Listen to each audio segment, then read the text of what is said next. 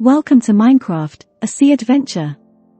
A lore-rich survival series filled with epic tales, build time-lapses, and copious amounts of chisel and bits. On a brand new world populated by pirates, monsters, and all sorts of creatures that will try to kill our hero, or worst, destroy my frame rate. With Maiku, possibly the only MC this season to not get isekai'd into a new world. This story starts with Maiku, an 18-year-old girl that escaped her home to find new adventures. Not because she wasn't loved, or her hometown wasn't enough. She was obsessed with the books and maps of her grandpa, and decided at a young age that she wanted to see the world. She sneaked into a big ship, thinking she wouldn't get noticed, and hoped that she could start her adventure on another town. Not everything went as planned, for 3 days into the journey they found her, and threw her into the sea.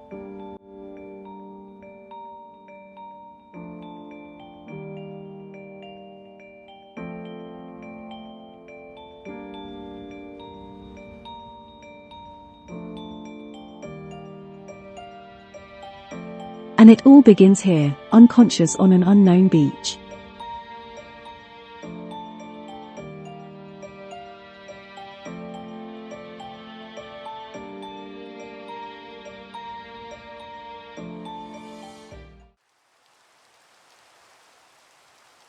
Where am I? What happened? Oh right, those bloody fishermen kicked me off the ship. At least I made it to land again. Wherever land is.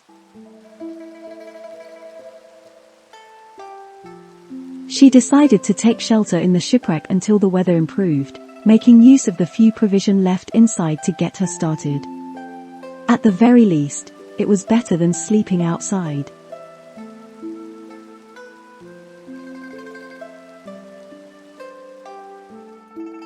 When the weather calmed, she went outside to gather basic resources and materials. She would need a lot more than what she found to make a base for herself.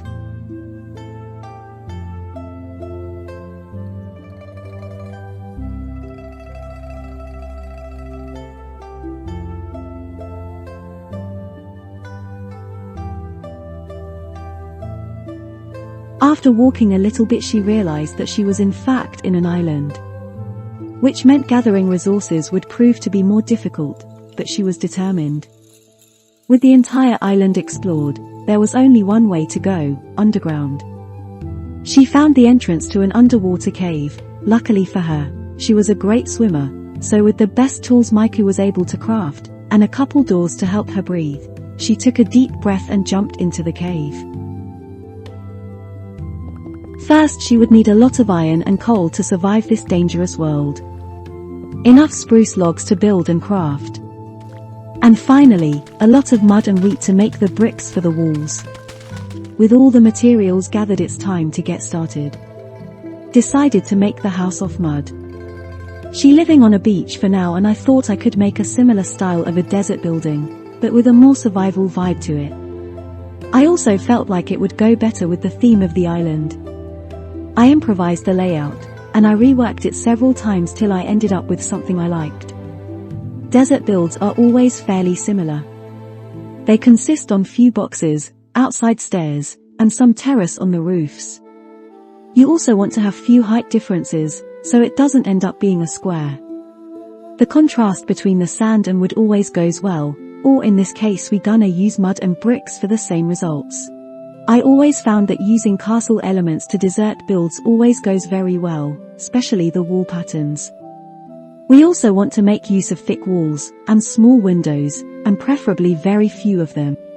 Decided to go with a garden for the first terrace. It's right by the stairs and the entrance, so thought would be the perfect place for some crops. It's gonna make it look more lively, and will give the build some contrast. It's always important to add some texturing when working with empty walls. It's gonna be specially ideal later when we start using chisel and bits.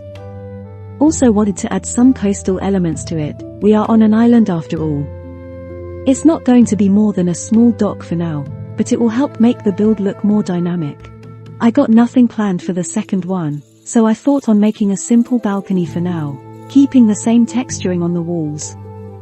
Also going to cover it with a wooden roof, maybe I will end up using it as a dining area, with some chairs and a table. Now that I have the base idea for the house, it's time to use some chisel and bits.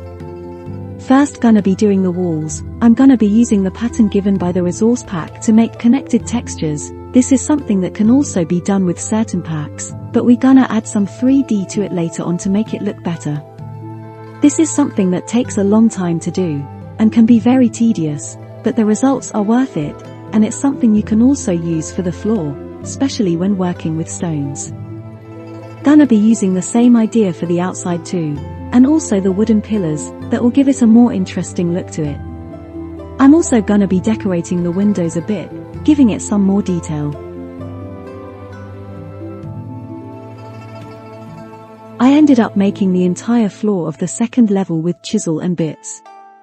It took a long time to do, and from above it won't look any different, but it was the only way to change the texture of the ceiling below. I wanted to use packed mud and add some pillars onto it, that should give it a more realistic look. With most of the chisel and bits work done, I decided to go outside to add some more details. This entire section was looking empty, so I thought a little porch would look ideal. I might end up adding a workstation or something there.